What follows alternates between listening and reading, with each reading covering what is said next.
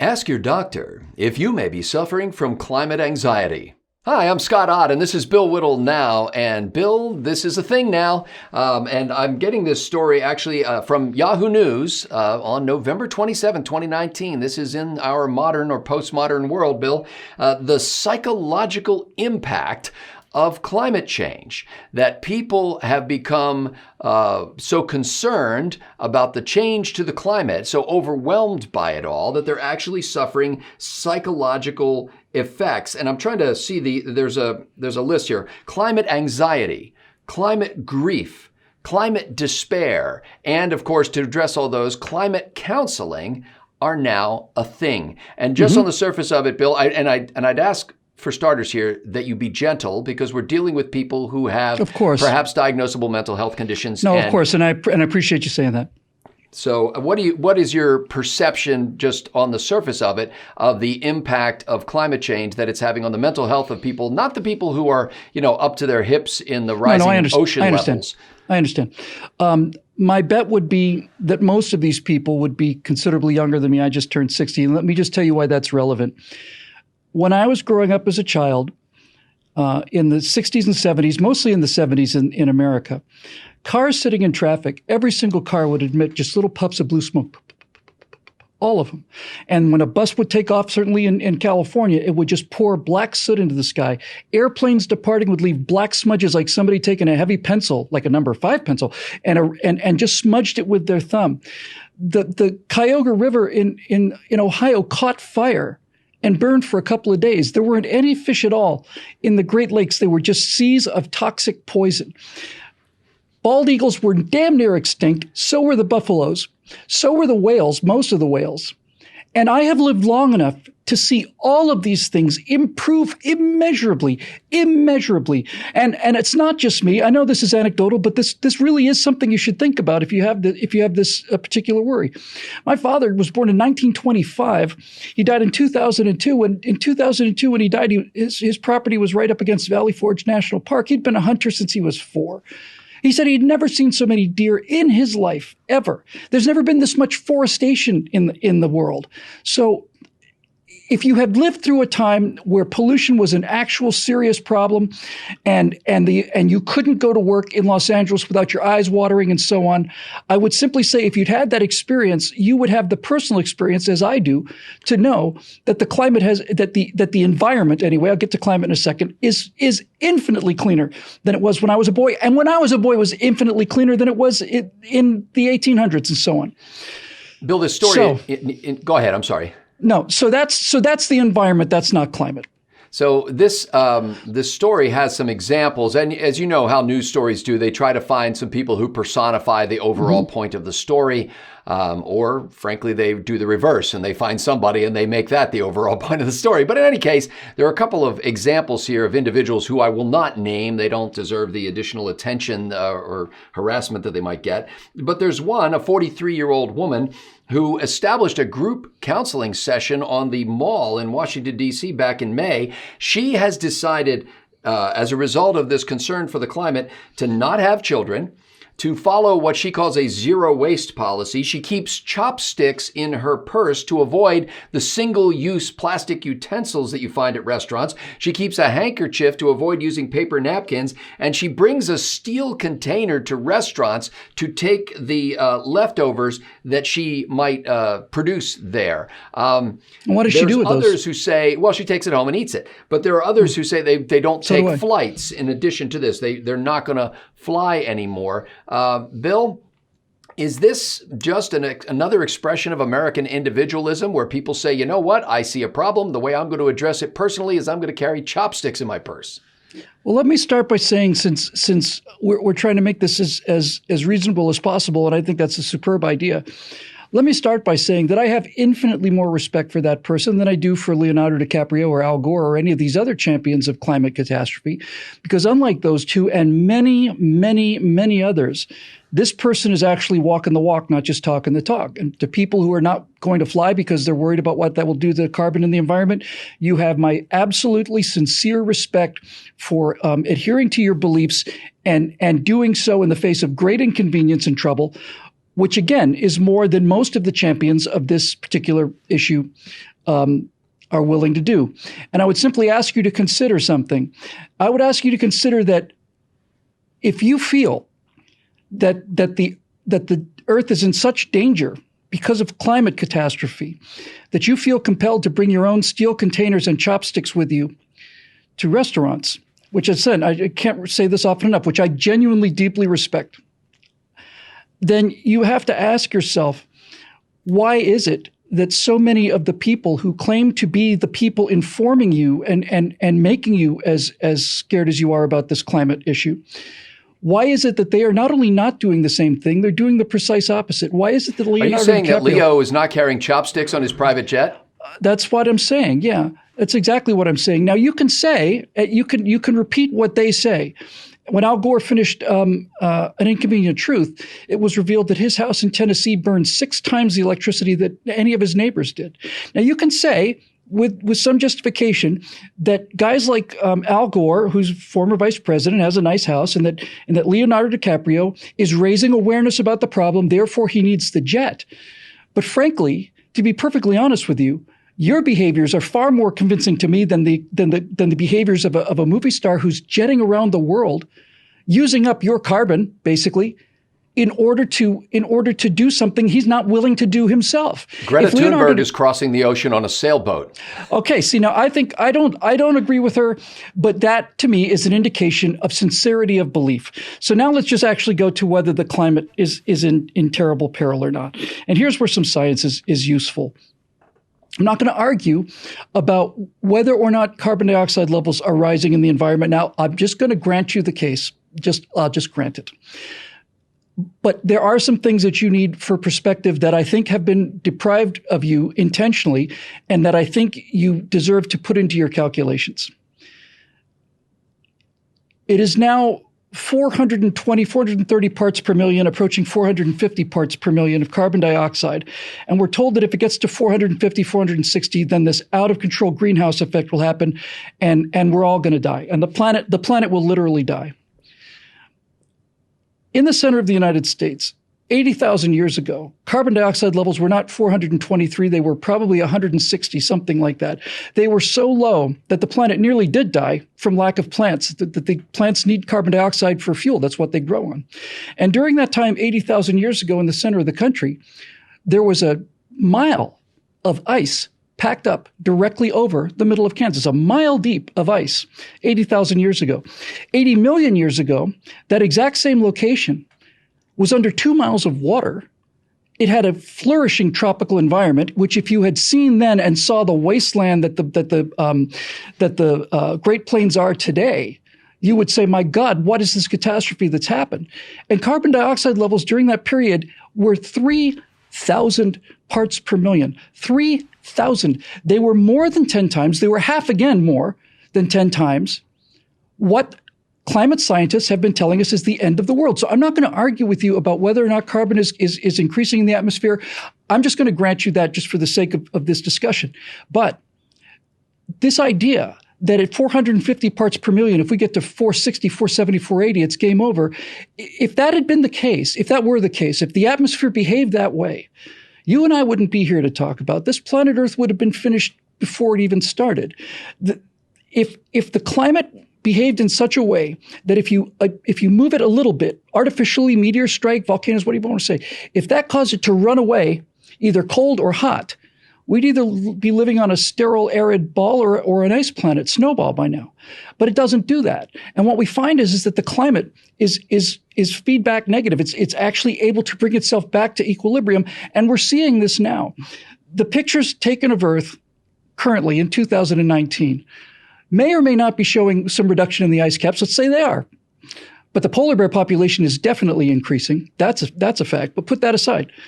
What they're also showing is that the planet is greener now than it's ever been. They have never taken photographs of the Earth since we've been doing this, and the first one was 1946.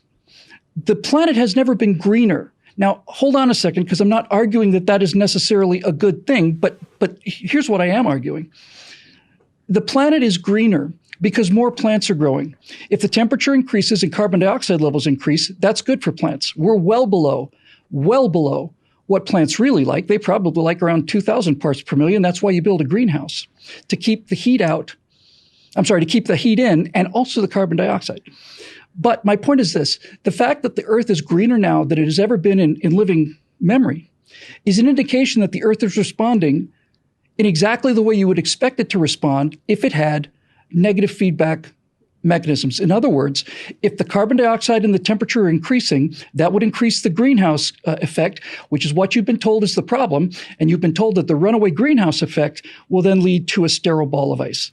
But it's been 3,000 parts per million in this country for much longer than we've been around as a species. Millions and millions of years, it's been 3,000 parts per million in the center of America. That's why it was underwater. All the ice caps had melted. And certainly we can agree that it wasn't any human activity or dinosaur activity that caused that particular episode in our period. And don't take my word for it. Just look at the North American Inland Sea. Find out what the state was in Kansas 80 million years ago, and ask what just Google it, and you'll find that parts per million were in thousands of parts per million of carbon dioxide. So let me tell you what that tells me.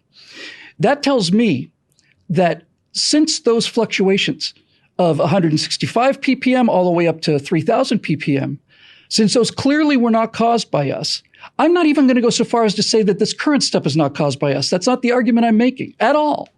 The argument I'm making is that at 3,000 parts per million, while a great deal of the borders of the coastline, current coastline, was underwater, no question about that. But at 3,000 parts per million, the center of the country, of the United States of America, was a tropical paradise. There were incredible amounts of life everywhere. And then, as the situation changed, probably with the result of the sun changing over long sequences, Earth's orbital change, all of this stuff, it then went down to a point where it was actually so low it almost killed plants, but it didn't. So if these feedback mechanisms weren't here, we would have been finished a long time ago. We never would have been able to get to the point where we could even talk about it. So all I would give you is simply this. If you're concerned about rising levels of carbon dioxide, that's fine. And that may in fact be a real problem. I'm not so much convinced that it is, but I could be wrong. But do what you can to prevent those carbon dioxide levels from rising. But please, just don't take my word for it. I'm not asking you to take my word for it. Just take a look at how the Earth was not just 50 years ago or 500,000 years ago or 5 million years ago, but 4.5 billion years ago.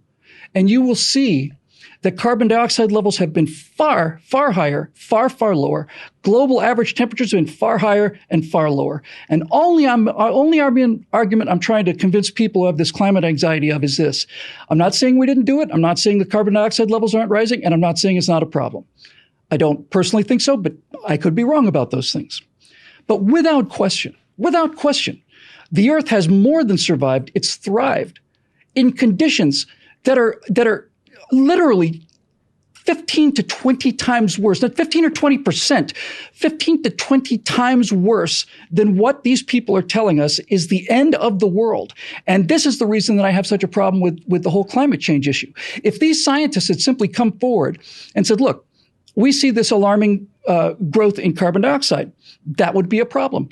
But the hockey stick was manufactured. The hockey stick was taking one of these and turning it into one of these. And so you have to ask yourself, why was it manufactured? Why? Why would they do that?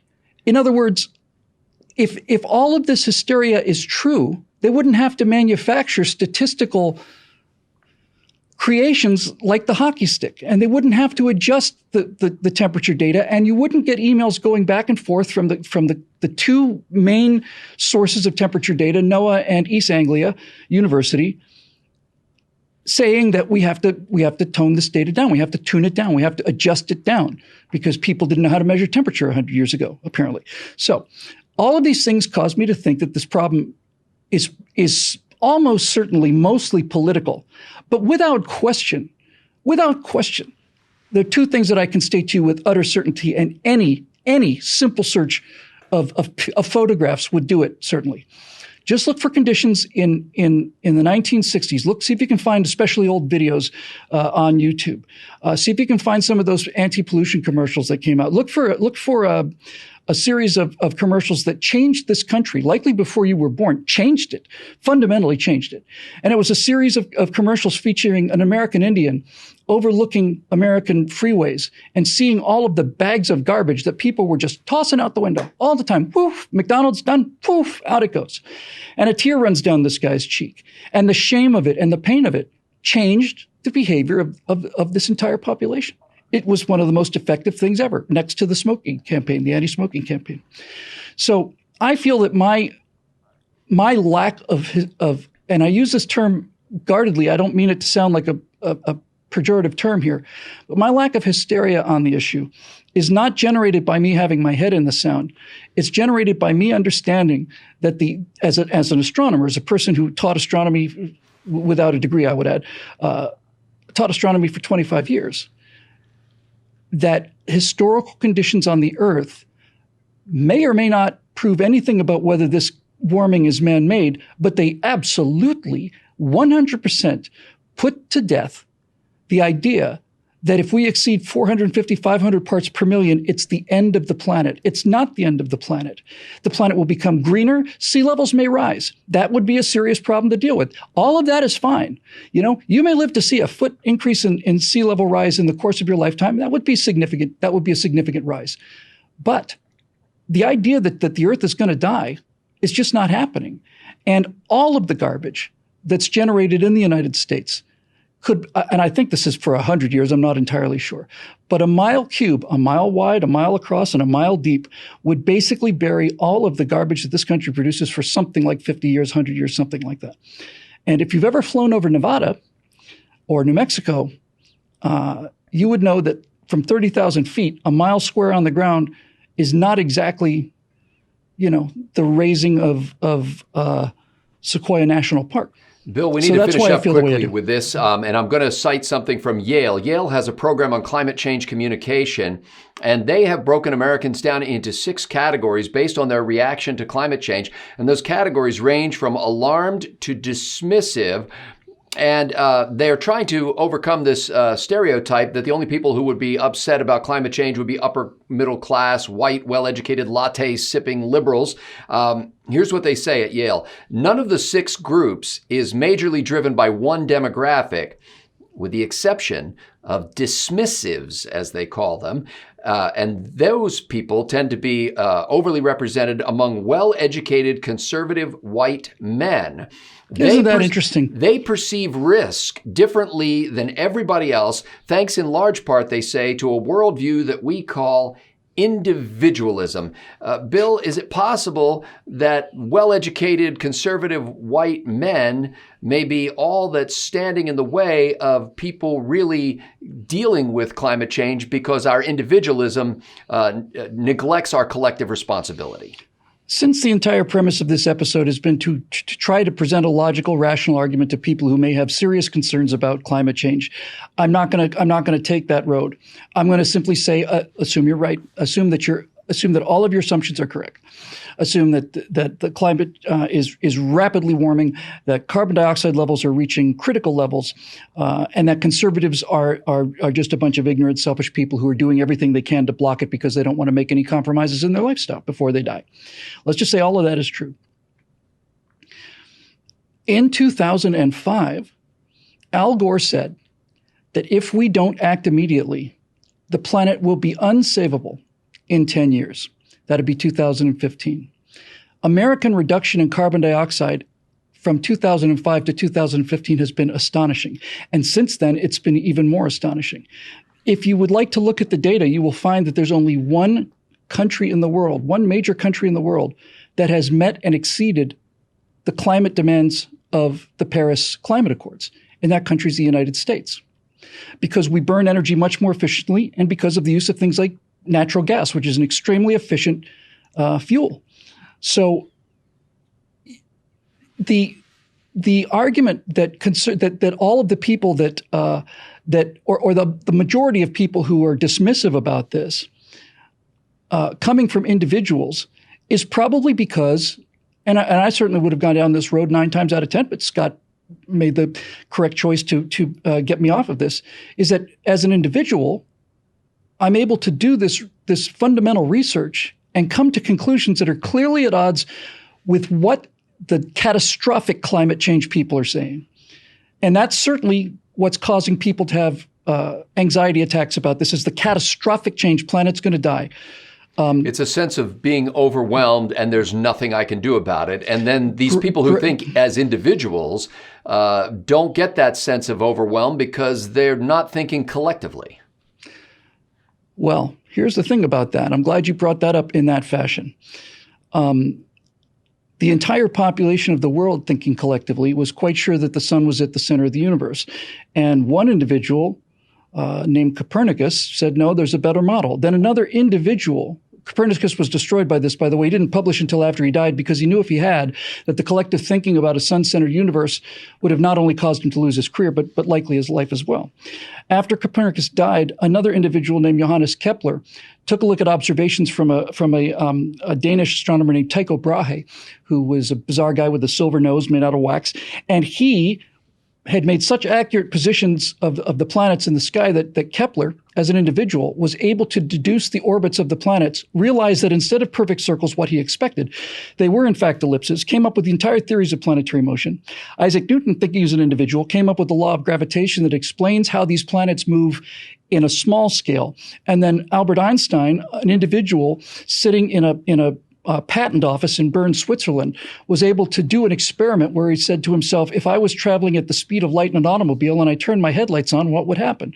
And all of these currently accepted, absolutely standard theories, gravitation, planetary motion, relativity, proven millions of times by experiments, were brought about by individuals who realized that the truth is not a question of how many people take a side. The truth is the truth. The truth can be tested. And you as an individual can take just a moment away from the collective thinking and just simply check one thing. What was the carbon dioxide level on Earth, let's say 80 million years ago in the northern United States? If you find out that number was 395 million parts per million, 355 parts per million, and we're now at 450, then I would be with you on the forefront of all of this. And I suspect that Al Gore and Leonardo DiCaprio would be doing what Greta is doing, which I respect, namely traveling around the world by sailboat because of their enormous alarm at the immediate danger here. But what I see is an ocean that is refilling with whales. I see a central plain that was once down to 700 individual buffaloes and now just teeming with them, millions of them now. I see bald eagles, which were once so rare that a sighting of it made the news. Now they're just flying everywhere. You have to almost clear them away with a broom in the northwest, and on and on and on. You're able to swim in waters that you couldn't go into without a hazmat suit. I have not seen a smoggy day in Los Angeles, and I've been here since '88. I have not seen a genuinely smoggy day like it was when I got here for 10 years. And that's because this environment is cleaner, and I think any simple check of what historical carbon dioxide levels on Earth have been will tell you all I'm trying to tell you. Not that there's not a problem, not that it's not something we should worry about. Forget all of that. Simply that. It is not the end of the Earth. It's nothing near the end of the Earth. The worst case predictions are probably 10%, maybe 20% of what the Earth has naturally gone through before. And don't take my word for it. It's really important that you don't take my word for it. If you can find, I'm wrapping this up, if you can find a period in the history of the Earth where carbon dioxide levels were higher than they are now, significantly higher, and the Earth survived only to have them come down again, then that at the very, very least should eliminate your concerns about this being something that's going to be fatal to you and your children. I don't agree with Greta. I am quite certain that she is going to spend the rest of her life waiting for a catastrophe that is not going to come because the Earth won't let it come.